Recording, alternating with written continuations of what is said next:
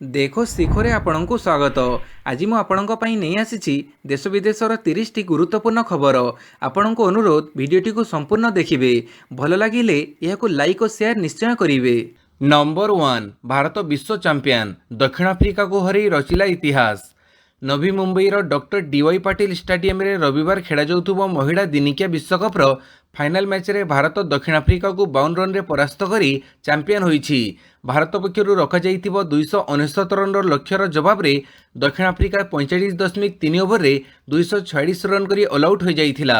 ଦକ୍ଷିଣ ଆଫ୍ରିକା ପକ୍ଷରୁ Laura ଓଲଭର୍ଟ 101 run କରିଥିବା ବେଳେ ଆନେରୀ ଡକ୍ସେନ୍ 35 ରନ୍ କରିଥିଲେ। ଭାରତ ପକ୍ଷରୁ ଦୀପ୍ତି ଶର୍ମା 5ଟି ୱିକେଟ୍ ନେଇଥିଲେ। ଏହି ମ୍ୟାଚ୍ରେ ଦକ୍ଷିଣ ଆଫ୍ରିକା ଟସ୍ ଜିତି ପ୍ରଥମେ ବୋଲିଂ କରିବାକୁ ନିଷ୍ପତ୍ତି ନେଇଥିଲା। ଭାରତ ନିର୍ଦ୍ଧାରିତ 50 ଓଭରରେ 7 ୱିକେଟ୍ ହରାଇ 298 ରନ୍ କରିଥିଲା। ବର୍ଷା ଯୋଗୁଁ ମ୍ୟାଚ୍ ବିଳମ୍ବରେ ଆରମ୍ଭ ହୋଇଥିଲେ ବି ଓଭର କଟାଯାଇନଥିଲା। ନମ୍ବର 2 ହିତାଧିକାରୀଙ୍କ ପାଇଁ ଇ-କେୱାଇସି ଅବଧି ବୃଦ୍ଧି କଲେ ସରକାର। ରାଜ୍ୟରେ ପିଡିଏସ୍ ହିତାଧିକାରୀଙ୍କ ପାଇଁ ଆଧାରଯୁକ୍ତ ଇ-କେୱାଇସି ଅବଧିକୁ ସରକାର ଆଉ 2 ମାସ ବୃଦ୍ଧି କରିଛନ୍ତି। ଏହି ଅବଧି ଆସନ୍ତା ଡିସେମ୍ବର 31 ତାରିଖ ପର୍ଯ୍ୟନ୍ତ ବୃଦ୍ଧି କରାଯାଇଛି।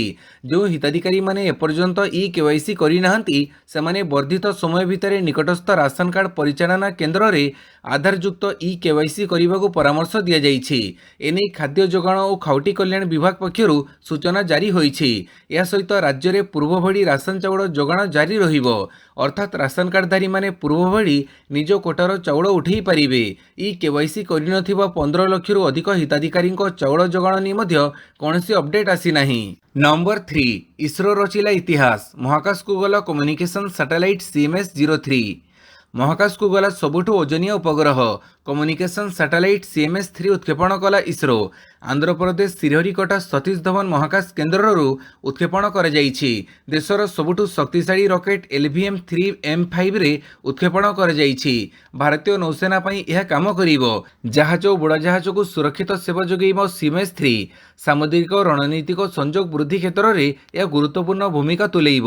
ନମ୍ବର 4 ପୁରୀ ଶ୍ରୀମନ୍ଦିର ନିକଟରେ ଠେଲାପେଲା ବ୍ୟାରିକେଡ୍ ଠେଲି ଭିତରକୁ ପଶିଲେ ଶ୍ରଦ୍ଧାଳୁ। ଶ୍ରୀକ୍ଷେତ୍ର ପୁରୀରେ ଶ୍ରୀମନ୍ଦିରର ଉତ୍ତର ଦ୍ୱାର ନିକଟରେ କାଲି ଉତ୍ତେଜନା ଦେଖାଦେଇଛି। ବହୁ ସଂଖ୍ୟକ ଭକ୍ତ ମନ୍ଦିର ଭିତରକୁ ପ୍ରବେଶ କରିବା ପାଇଁ ରଖାଯାଇଥିବା ବ୍ୟାରିକେଡ୍କୁ ଜୋରରେ ଠେଲି ଭିତରକୁ ପଶି ଯାଇଥିଲେ। ଏହି ଠେଲାପେଲା ସମୟରେ 2 ଜଣ ମହିଳା ଭକ୍ତ ତଳେ ପଡ଼ିଯାଇଥିଲେ। ବହୁ ସଂଖ୍ୟକ ଭକ୍ତ ଏକା ସାଙ୍ଗରେ ବ୍ୟାରିକେଡ୍ ଠେଲି ମନ୍ଦିର ଭିତରକୁ ପ୍ରବେଶ କରିବାରୁ ଏହି ସ୍ଥିତି ଉପୁଜିଥିଲା। ଶ୍ରୀମନ୍ଦିରରେ ଭକ୍ତଙ୍କ ଭିଡ଼କୁ ନିୟନ୍ତ୍ରଣ କରିବା ଏବଂ ସୁରୁଖୁରୁରେ ଦର୍ଶନ ପାଇଁ ବ୍ୟବସ୍ଥାକୁ ତ୍ୱରାନ୍ୱିତ କରିବା ପାଇଁ ପୁଲିସ ଏବଂ ସୁରକ୍ଷାକର୍ମୀ ଉଦ୍ୟମ ଜାରି ରଖିଛନ୍ତି। ନମ୍ବର 5 ନଭେମ୍ବର 27 ରାତି 9ଟା ଯାଏଁ ଜେଇଇ ମେନ୍ ଆବେଦନ। ଯୁଗ୍ମ ପ୍ରବେଶିକା ପରୀକ୍ଷା ଜେଇଇ ମେନ୍ 2026 ପାଇଁ ଆରମ୍ଭ ହେଲା ଅନଲାଇନ୍ ଆବେଦନ ପ୍ରକ୍ରିୟା। ନଭେମ୍ବର 27 ତାରିଖ ରାତି 9ଟା ପର୍ଯ୍ୟନ୍ତ ଆବେଦନ ପ୍ରକ୍ରିୟା ଜାରି ରହିବ। ରାତି 11:50 ମଧ୍ୟରେ ଅନଲାଇନ୍ ଫି ଦାଖଲ କରିପାରିବେ। କେଉଁଠାରେ ପରୀକ୍ଷା ସେଣ୍ଟର ପଡ଼ିବ ସେ ନେଇ ଜାନୁଆରୀ ପ୍ରଥମ ସପ୍ତାହ ସୁଦ୍ଧା ସହରର ନାମ ଘୋଷଣା ହେବ। ଜାନୁଆରୀ 21ରୁ 30 ମଧ୍ୟରେ ପରୀକ୍ଷା ହେବ। ଫେବୃଆରୀ 12 ତାରିଖ ସୁଦ୍ଧା ପରୀକ୍ଷାଫଳ ପ୍ରକାଶ କରାଯିବ ବୋଲି ସୂଚନା ରହିଛି। ଏନେଇ ନ୍ୟାସନାଲ ଟେଷ୍ଟିଂ ଏଜେନ୍ସି NTA ପକ୍ଷରୁ ବିଜ୍ଞପ୍ତି ପ୍ରକାଶ ପାଇଛି। NTAର ବିଜ୍ଞପ୍ତି ଅନୁଯାୟୀ ପ୍ରଥମ ସେସନ 2026 ଜାନୁଆରୀରେ ହେବାକୁ ଥିବା ବେଳେ ଦ୍ୱିତୀୟ ସେସନ ଏପ୍ରିଲ ମାସରେ ହେବ। ଦୁଇଟି ଯାକ ସେସନର ପରୀକ୍ଷା କମ୍ପ୍ୟୁଟର ବେସ୍ଡ ଟେଷ୍ଟ ମୋଡରେ କରାଯିବ। 2ଟି ପେପରରେ ପରୀକ୍ଷା ହେବ।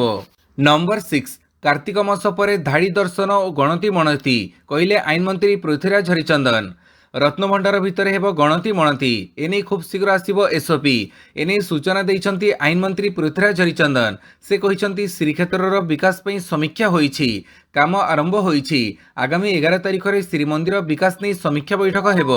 କାର୍ତ୍ତିକ ମାସ ପରେ ଧାଡ଼ି ଦର୍ଶନ ଓ ଗଣତି ମଣତି ହେବ। ଶୃଙ୍ଖଳିତ ଦର୍ଶନ ହେଲେ କୌଣସି ଅସୁବିଧା ହେବ ନାହିଁ। ଭକ୍ତଙ୍କ ଅନୁରୋଧ ଦର୍ଶନ ସମୟରେ ତରବର ନ ହୋଇ ମନ୍ଦିର ପ୍ରଶାସନ ପକ୍ଷରୁ ଯାହା ବ୍ୟବସ୍ଥା ହୋଇଛି ସହଯୋଗ କରନ୍ତୁ। ନମ୍ବର 7 SI କେଳେଙ୍କାରୀ ଶଙ୍କରଙ୍କୁ 5 ଦିନିଆ ରିମାଣ୍ଡରେ ଆଣି କ୍ରାଇମବ୍ରାଞ୍ଚର ଜେରା। SI କେଳେଙ୍କାରୀ ଘଟଣାରେ ମୁଖ୍ୟ ଅଭିଯୁକ୍ତ ଶଙ୍କର ଓ ତାର ସହଯୋଗୀ ମୁନାକୁ 5 ଦିନିଆ ରିମାଣ୍ଡରେ ଆଣିଛି କ୍ରାଇମବ୍ରାଞ୍ଚ।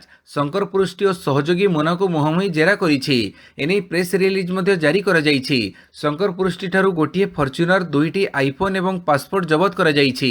ଗଞ୍ଜାମର ମୂଳ ବାସିନ୍ଦା ଶଙ୍କର ପଞ୍ଚସପ୍ ଟେକ୍ନୋଲୋଜି ପ୍ରାଇଭେଟ୍ ଲିମିଟେଡ୍ ନାଁରେ କମ୍ପାନୀ ଖୋଲି ତାର ମ୍ୟାନେଜିଂ ଡାଇରେକ୍ଟର ଭାବେ କାର୍ଯ୍ୟ କରିଆସୁଥିଲା।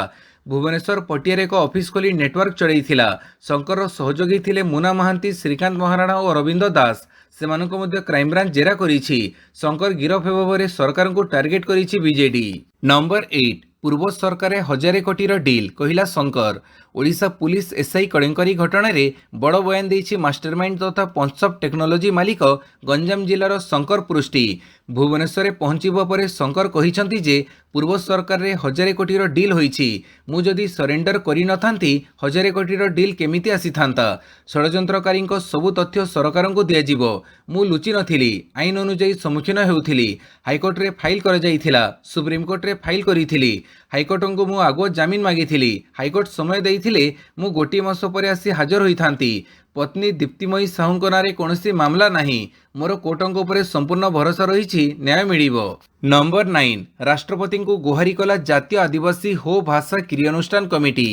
ରାଷ୍ଟ୍ରପତି ଦ୍ରୌପଦୀ ମୁର୍ମୁଙ୍କୁ ସାକ୍ଷାତ କଲେ ଜାତୀୟ ଆଦିବାସୀ ହୋ ଭାଷା କ୍ରିୟାନୁଷ୍ଠାନ କମିଟିର ପ୍ରତିନିଧି ମଣ୍ଡଳୀ। ନୂଆଦିଲ୍ଲୀରେ ରାଷ୍ଟ୍ରପତି ଭବନରେ ଅଲ୍ ଇଣ୍ଡିଆ ହୋ ଭାଷା କ୍ରିୟାନୁଷ୍ଠାନ କମିଟିର 12 ଜଣିଆ ପ୍ରତିନିଧି ମଣ୍ଡଳୀ ଦ୍ରୌପଦୀ ମୁର୍ମୁଙ୍କୁ ଭେଟି ଆଦିବାସୀ ହୋ ଭାଷାକୁ ଭାରତୀୟ ସମ୍ବିଧାନର 8ମ ଅନୁସୂଚୀରେ ଅନ୍ତର୍ଭୁକ୍ତ କରିବା ସମ୍ବନ୍ଧରେ ଏକ ଦାବିପତ୍ର ପ୍ରଦାନ କରିଛନ୍ତି। ଏହା ପୂର୍ବରୁ 2023ରେ ମଧ୍ୟ ଏହି ପ୍ରସଙ୍ଗରେ ରାଷ୍ଟ୍ରପତିଙ୍କ ନିକଟରେ ଏକ ଦାବିପତ୍ର ଦାଖଲ କରିଥିଲେ। ରାଷ୍ଟ୍ରପତି ଆଦିବାସୀ ହୋ ଭାଷାର ସ୍ୱୀକୃତି ବିଷୟରେ ଅତ୍ୟନ୍ତ ସକାରାତ୍ମକ କଥା କହିଥିଲେ।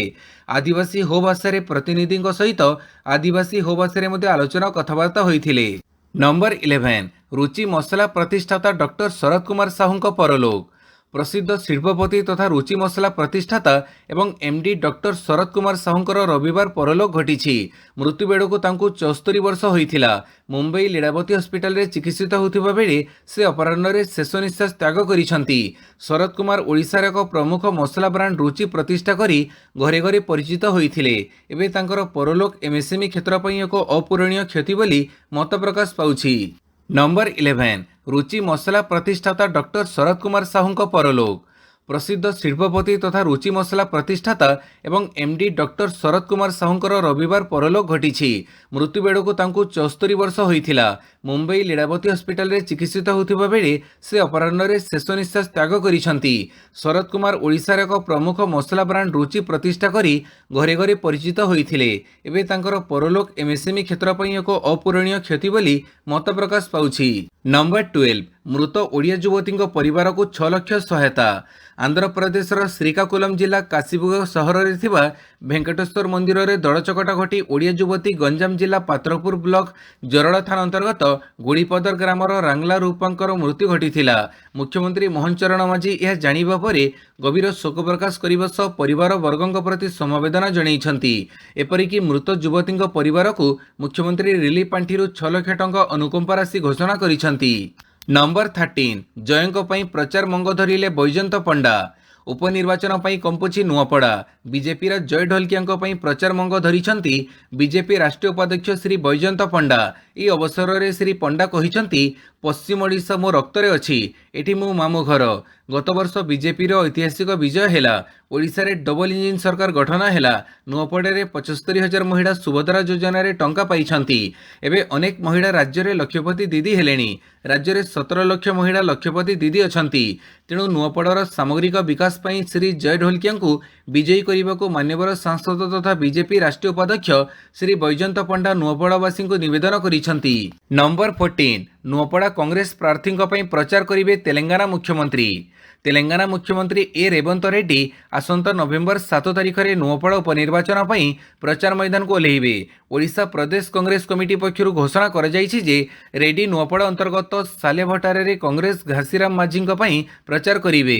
କଂଗ୍ରେସ ଦଳ ଉପନିର୍ବାଚନ ପାଇଁ ଘୋଷଣା କରିଥିବା 40 ଜଣ ଷ୍ଟାର ପ୍ରଚାରକଙ୍କ ତାଲିକାରେ ରେବନ୍ତ ରେଡ୍ଡିଙ୍କ ସମେତ ତେଲେଙ୍ଗାନାର ଉପମୁଖ୍ୟମନ୍ତ୍ରୀ ମଲ୍ଲୁ ଭଟ୍ଟି ବିକ୍ରମାର୍କା, ପୂର୍ବତନ ଛତିଶଗଡ଼ ମୁଖ୍ୟମନ୍ତ୍ରୀ ଭୂପେଶ ବାଘେଲ ଓ ପୂର୍ବତନ ରାଜସ୍ଥାନ ଉପମୁଖ୍ୟମନ୍ତ୍ରୀ ସଚିନ ପାଇଲଟ ସାମିଲ ଅଛନ୍ତି। ସେହିପରି ବିଜେଡି ସୁପ୍ରିମୋ ତଥା ବିରୋଧୀ ଦଳ ନେତା ନବୀନ ପଟ୍ଟନାୟକ ଆଜି ନୂଆପଡ଼ା ଗସ୍ତ କରି ପ୍ରଚାର କରିବେ। ନମ୍ବର 15, ଖଡଗେଙ୍କ ମନ୍ତବ୍ୟର ଜବାବ ଦେଲା ଆର୍ଏସ୍ଏସ୍। ଦେଶ ସଂଘକୁ ଗ୍ରହଣ କରିଛି। କଂଗ୍ରେସ ଓ ବିଜେପିର ମାର୍ଗଦର୍ଶକ ରାଷ୍ଟ୍ରୀୟ ସ୍ୱୟଂସେବକ ସଂଘ ଆର୍ଏସ୍ଏସ୍ ମଧ୍ୟରେ ବିବାଦ ବୃଦ୍ଧି ପାଇଛି। କଂଗ୍ରେସ ମୁଖ୍ୟ ମଲ୍ଲିକାର୍ଜୁନ ଖଡଗେ ଏହି ସଂଗଠନକୁ ନିଷିଦ୍ଧ କରାଯିବା ଉଚିତ ବୋଲି ମନ୍ତବ୍ୟ ଦେଇଛନ୍ତି। ସାଧାରଣତଃ ଏଭଳି ବିବୃତ୍ତି ଉପରେ ପ୍ରତିକ୍ରିୟା ପ୍ରକାଶ କରୁନଥିବା ଆର୍ଏସ୍ଏସ୍ ଜବାବ ଦେଇ କହିଛି ଯେ ସଂଗଠନକୁ ଦେଶ ଗ୍ରହଣ କରିସାରିଛି। आरएसएस ର ଦତ୍ତାତ୍ରେୟ ହୋସାବଲେ କହିଛନ୍ତି ଦେଶର ସୁରକ୍ଷା ବିକାଶ ସଂସ୍କୃତି ଏବଂ ଏକତା ପାଇଁ କାର୍ଯ୍ୟ କରୁଥିବା ଏକ ସଂଗଠନ ହେଉଛି ଆରଏସଏସ୍। ଜଣେ ରାଜନୈତିକ ନେତା ଏହାକୁ ନିଷିଦ୍ଧ କରିବାକୁ କହୁଛନ୍ତି। ଦେଶ ସଂଘକୁ ଗ୍ରହଣ କରିଛି ଏବଂ ସରକାର ମଧ୍ୟ ନିଷେଧାଦେଶ ବେଆଇନ ବୋଲି ମାନି ନେଇଛନ୍ତି। ନମ୍ବର 16 ସ୍ୱାମୀ ନିଖୋଜ ଥିବାରୁ କେନ୍ଦ୍ର ସରକାରଙ୍କ ପେନସନ ପାଇବେ ସ୍ତ୍ରୀ, ଛତିଶଗଡ଼ ହାଇକୋର୍ଟଙ୍କ ନିର୍ଦ୍ଦେଶ। ଛତିଶଗଡ଼ ହାଇକୋର୍ଟ ଏକ ନିର୍ଦ୍ଦେଶ ଅନୁଯାୟୀ ଜଣେ ସ୍ତ୍ରୀଙ୍କୁ ତାଙ୍କ ସ୍ୱାମୀଙ୍କ କେନ୍ଦ୍ର ସରକାରଙ୍କ ପେନସନ ପ୍ରଦାନ କରାଯାଇଛି। ଭିଲାଇ ଷ୍ଟିଲ୍ ପ୍ଲାଣ୍ଟର ଜଣେ ବରିଷ୍ଠ ଟେକ୍ନିସିଆନ ସ୍ୱାମୀ 7 ବର୍ଷ ପୂର୍ବେ ନିଖୋଜ ହୋଇଯାଇଥିଲେ। ନିଯୁକ୍ତିଦାତା ଶୃଙ୍ଖଳାଗତ କାର୍ଯ୍ୟାନୁଷ୍ଠାନ ଆରମ୍ଭ କରିବା ସତ୍ତ୍ୱେ ଭାରତୀୟ ପ୍ରମାଣ ଆଇନ ଅନୁଯାୟୀ ମୃତ୍ୟୁର ଅନୁମାନ ଉପରେ ଆଧାର କରି କୋର୍ଟ ପତ୍ନୀଙ୍କ ପେନସନ ସମେତ ସମସ୍ତ ସେବା ସୁବିଧା ପାଇବାର ହକଦାରତାକୁ ସମର୍ଥନ କରିଛନ୍ତି। ସ୍ୱାମୀ 7 ବର୍ଷରୁ ଅଧିକ ସମୟ ଧରି ନିଖୋଜ ଥିବାରୁ ସିସିଏସ୍ ନିୟମ ଅନୁଯାୟୀ ପତ୍ନୀଙ୍କୁ କେନ୍ଦ୍ର ସରକାରଙ୍କ ପେନସନ ମିଳିବ ବୋଲି ଛତିଶଗଡ଼ ହାଇକୋର୍ଟ ରାୟ ପ୍ରଦାନ କରିଛନ୍ତି। ନମ୍ବର 17 ଜିନ୍ଦଲ ଫାଉଣ୍ଡେସନକୁ ଏକ୍ସିଟ୍ ସିଏସ୍ଆର୍ ଆୱାର୍ଡ।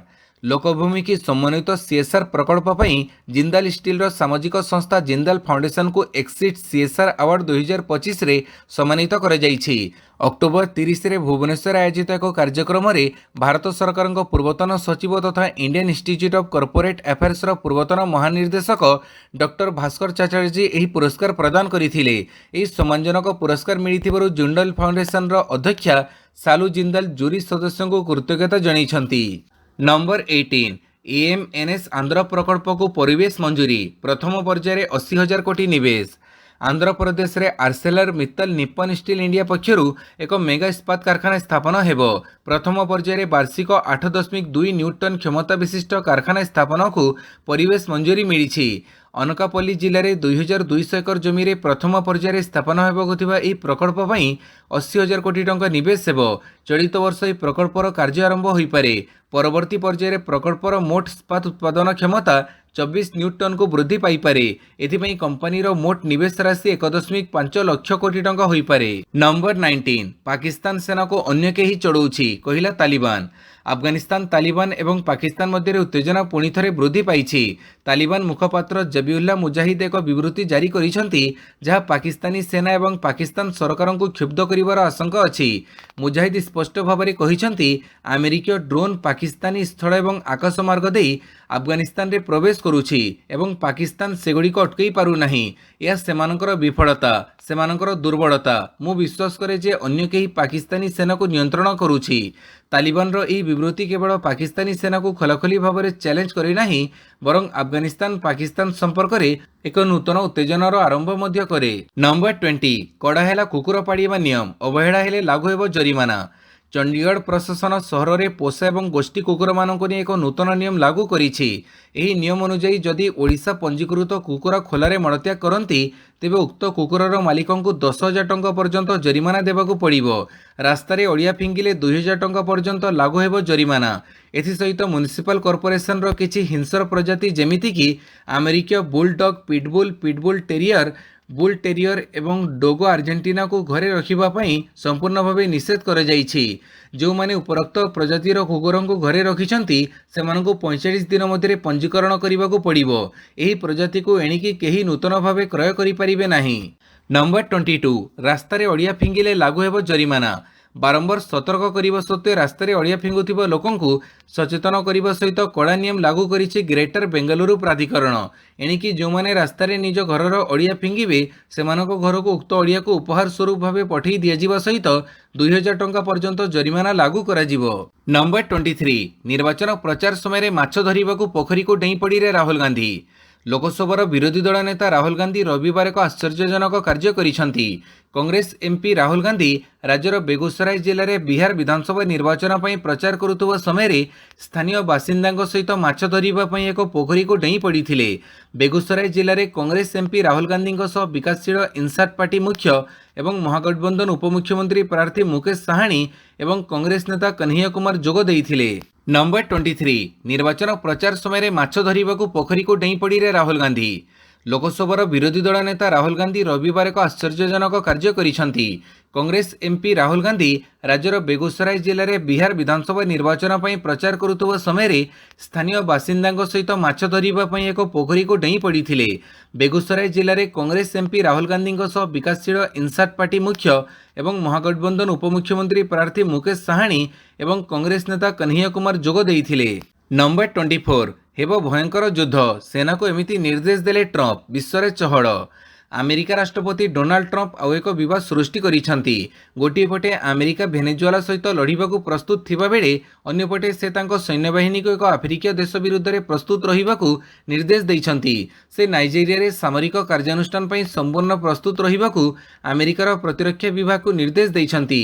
नाइजेरिया सरकार देशर ख्रिस्टियान मानकू सुरक्षा देबारे विफल होइतिबा अभियोग करिबा परे से एही निष्पत्ति नैछंती। अमेरिकार राष्ट्रपति डोनाल्ड ट्रंप सोशल मीडिया रे लिखिछंती, जदि नाइजेरिया सरकार ख्रिस्टियान मानक हत्या बंद करिबारे विफल हुए तेबे अमेरिका तुरंत नाइजेरिया को समस्त सहायता बंद करिवो। नंबर 25 हसीना समेत 260 जन पलातक घोषित। बांग्लादेश अपराधिक अनुसंधान विभाग सीआईडी एक नोटिस जारी करी बहिष्कृत प्रधानमंत्री शेख हसीना एवं अन्य 260 जन को जय बांग्ला ब्रिगेड प्लाटफर्म सह जड़ित देशद्रोह मामला रे पलातक घोषणा करिछि। ढाका ट्रिब्यून अनुଯାयी शुक्रवार जारी होइतिबा विज्ञप्ति रे सीआईडी रो स्वतंत्र अधीक्षक जासिम उद्दीन खान स्वाक्षर करिसेंती एवं ढाका मेट्रोपॉलिटन मजिस्ट्रेट कोर्टक निर्देश पर यह प्रकाशित होइछि। नंबर 26 ऑस्ट्रेलिया को 5 विकेट रे हरैला भारत। भारत ऑस्ट्रेलिया तृतीय टी20 रे 5 विकेट रे विजय हासिल करिछि टीम इंडिया। या सहित ए सीरीज एबे 1-1 रे बराबर हो जाइछि। ए मैच रे भारत टॉस जीति प्रथमे बोलिंग करने निष्पत्ति नैथिला। प्रथमे बैटिंग करी ऑस्ट्रेलिया निर्धारित 20 ओवर 6 विकेट हरै 186 रन करिथिला।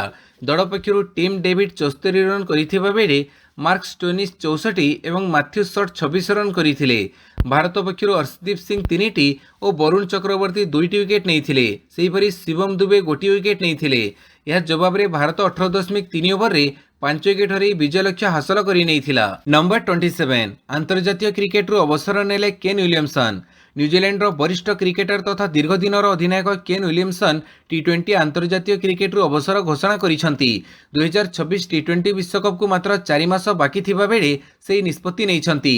तेबे से दिनिकिया एवं टेस्ट क्रिकेट खेलिबा जारी रखिबो बोली स्पष्ट करिसेंती।